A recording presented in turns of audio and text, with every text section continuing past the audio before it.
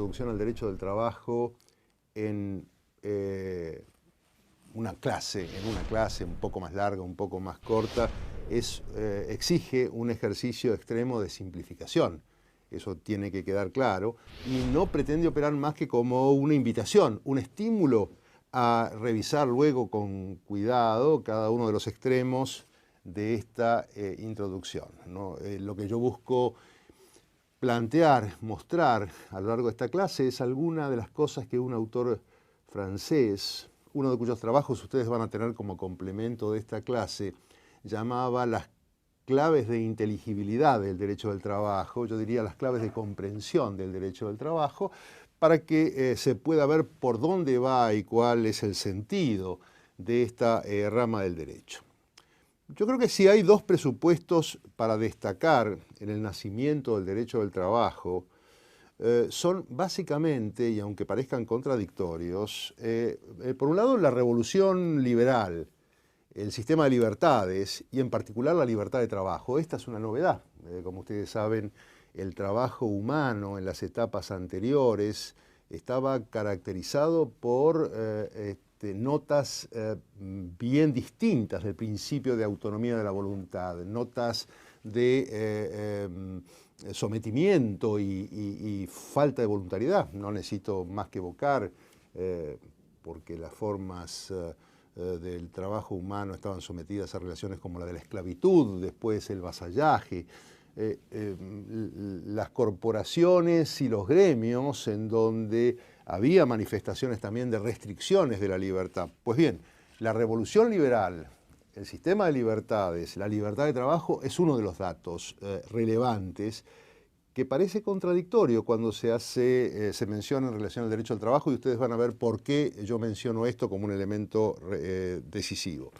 Y el otro elemento definitorio, a mi juicio, en ese contexto de libertad, pongámosle por el momento libertad entre comillas, porque ya van a ver que esto se acota sensiblemente, es el ingrediente de la desigualdad que afecta al hombre que trabaja. Por lo tanto, digamos, para entender al derecho del trabajo, cómo se plantea, cómo nace, libertad por un lado, el reconocimiento de la libertad del hombre que trabaja y al mismo tiempo el dato ominoso, abrumador de la desigualdad. Primero de esos datos, el sistema de libertades. Como decía recién, las formas de trabajo estaban tradicionalmente sometidas a vínculos no voluntarios o no plenamente voluntarios, y el contrato, que es la manifestación concreta de la libertad de la que estamos hablando, se manifiesta en una primera instancia como una expresión luminosa de libertad. El contrato es libertad. El contrato es la voluntad del trabajador de anudar su vínculo porque quiere anudar su vínculo, y eso no puede sino considerarse un signo, déjenme calificarlo así, gozoso de libertad. Sin embargo, en el campo de las relaciones de producción, se percibe rápidamente que eso solo habría de ser posible porque la lógica del sistema indicaba e implicaba, además, el inevitable sometimiento del trabajador que se consideraba necesario para poder, de alguna manera, disciplinar a las vastas cohortes que se incorporaban a la planta industrial. Digamos, ahí el sometimiento. Entonces, esto es paradójico y es muy interesante porque es lo que expresa, digamos, el contrato de trabajo. El contrato de trabajo, a mi modo de ver o mi modo de explicarlo, es una curiosa e indiscernible mezcla de contrato libertad más contrato sometimiento. Esta es la paradoja, esto es lo que separa el contrato de trabajo del contrato civil asentado sobre el principio de la igualdad y la libertad. El contrato de trabajo es una mezcla indiscernible, simultánea, de contrato libertad más contrato sometimiento. Y en ese componente sometimiento del contrato de trabajo se presenta, se expresa algo que uno podría considerar una desigualdad específica. Yo creo que es muy importante reconocer este dato de la especificidad de la desigualdad presente en el contrato como expresión de ese componente de sometimiento. Está claro para ustedes, ¿no es cierto? El contrato de trabajo tiene contrato libertad, del cual no hay que prescindir, por eso yo sostengo contra algunos autores que hablan de teorías relacionistas en donde el contrato deja de tener relevancia, y probablemente se entiende que deja de tener relevancia porque se admite que hay un componente que lo hace problemático, como es el sometimiento. Sin embargo, no se puede prescindir del contrato. Prescindir del contrato es prescindir del valor libertad del trabajador, solo que hay que mirarlo junto con ese componente del contrato sometimiento que es el que le plantea esa difícil problemática al derecho del trabajo. El sometimiento se expresa en una desigualdad específica, en una desigualdad que es la propia de las relaciones de producción y que es el resultado, el producto de la revolución industrial, del maquinismo, del desarrollo del capitalismo y los mercados. Una desigualdad específica que tiene estas características. ¿Cómo se manifiesta esa desigualdad específica? Esa desigualdad específica, y estoy siendo reiterativo, pero no lo hago de tonto, estoy siendo reiterativo porque esa reiteración me permite, digamos, que no nos separemos de la idea básica. Esa desigualdad específica que configura el elemento sometimiento de un contrato que tiene libertad y que tiene al mismo tiempo sometimiento. Esa desigualdad se manifiesta en que el hombre se vincula con el sistema de producción asistido solo por su capacidad de trabajo. Y tiene frente a sí a la empresa, a la organización productiva, que es la resultante de un proceso de acumulación de capital, un factor, el capital, este proceso de acumulación de capital, que para el trabajador, para el sujeto que solo cuenta con su capacidad de trabajo, es caro, es escaso y es ajeno. Y ese trabajador que solo cuenta con su capacidad de trabajo y tiene enfrente a un agente, que es la organización productiva, cara, escasa y ajena, necesita indispensablemente incorporarse a esa organización productiva para completar un circuito de producción de riqueza. Riqueza que es esencial para subvenir a las necesidades propias del trabajador y las de su familia, nada menos.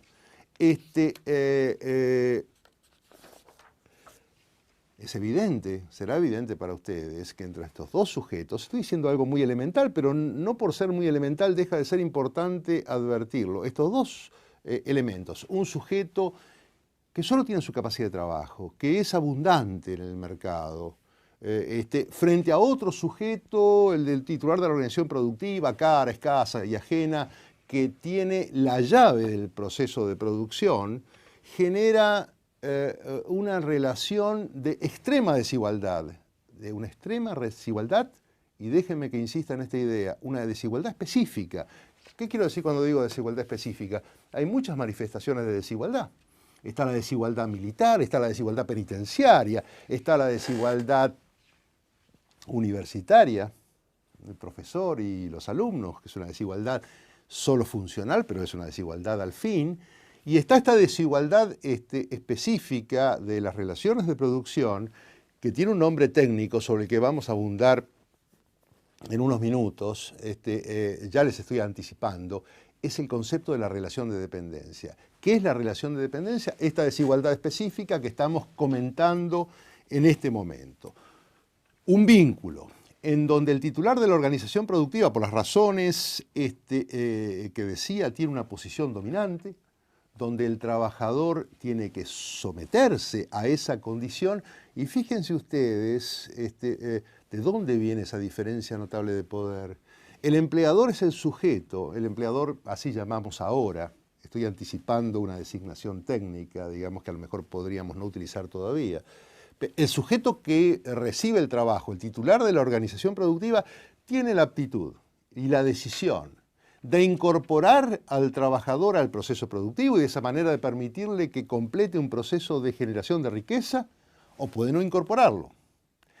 Y en eso al trabajador le va la vida, porque le va la posibilidad de subvenir o no subvenir a sus necesidades. En segundo lugar, una vez incorporado, puede mantenerlo o puede separarlo.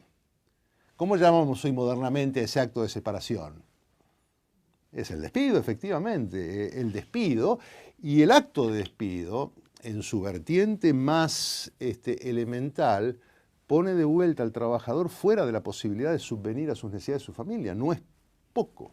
Digamos, esa desigualdad se vuelve extrema si ustedes piensan estas dos características. Una que la acabamos de mencionar, es una desigualdad derivada del tipo de necesidades que se cubre con el salario. O sea, no son necesidades secundarias. El trabajador que trabaja o no trabaja le va la vida en esa decisión de trabajar o no trabajar. Segundo elemento que fue señalado por este autor francés que ya hemos evocado en más de una oportunidad, y ustedes lo van a ver en el artículo adjunto, un artículo que se llama ¿por qué el derecho del trabajo?, que está publicado en la Revista Internacional del Trabajo y por lo tanto en los 3 idiomas, en inglés, en francés y en español, en donde el otro dato decisivo que configura la desigualdad es que el trabajador compromete todo su cuerpo en el vínculo laboral dependiente. O sea que hay dos elementos. Hay una posición dominante, te incluyo o no te incluyo, y si te incluyo te puedo excluir o no excluir, y además de todo eso deriva, primero, que tú incorporas el cuerpo humano en este proceso, y en segundo lugar, que las necesidades que satisfaces con este proceso son decisivas. Una desigualdad enorme, una desigualdad notable, desigualdad específica, que es un concepto clave del derecho del trabajo, que es lo que llamamos, estoy siendo reiterativo, pero vale la pena señalarlo, es lo que llamamos dependencia laboral, un concepto clave del ordenamiento laboral. Por eso, en la cátedra que está a cargo mío, a diferencia de otros estudiosos, nosotros al concepto de dependencia laboral lo ponemos en el corazón de la teoría general del derecho del trabajo. No podemos entender la teoría general del derecho del trabajo si no estudiamos el concepto de dependencia, que tiene una capacidad explicativa que a mí me parece realmente significativa. ¿En qué se manifiesta a lo bruto? A lo bruto. A veces decir a lo bruto es un poco bruto, pero bueno, ¿en qué se manifiesta a lo bruto esa pronunciada desigualdad? En la lógica de mercado,